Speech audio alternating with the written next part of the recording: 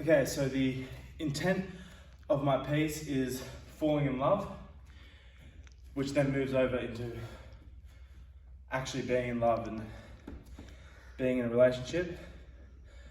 My motif for section A is falling and a lot of groundwork. So things that are like this move where I come down and I shoot out. Seems like I've fallen to the ground. And then in section B, it's a lot more jumps, a lot more height off the ground. So the cabriole, and I'm also a lot stronger.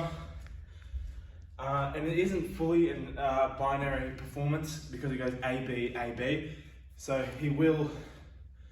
my character will actually fall in love, or be falling in love, fall in love, come back out of it, and then finish being in it.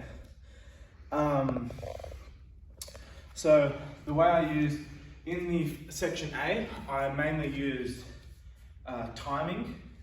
So I tried to hit beats at the very last minute, as when you're falling in love, it's kind of like, oh, should I do this? Should I not? You're always second questioning yourself, and everything is sort of done with an uncertainty. Whereas in section B, I actually tried to use more space, especially on the jumps, spreading out, as the love is sort of supposed to be filling you up and exerting out of you, and you're trying to you've got so much that you're trying to actually get rid of it. So the transition I've used is actually, it links into the way I've sort of tried to manipulate this. There's a lot of floor work. I've come down to the floor, bounced up, come around, I've swung around, stood up, and then I've actually used retrograde to reverse that entire move, as it's gone from being on the floor, that whole falling floor work motif of section A, to standing, and I'm up, and I'm ready to do this, I'm ready to go, and then I actually rebound and come back down into the floor as if I'm second guessing myself and actually no, this isn't what I want to do.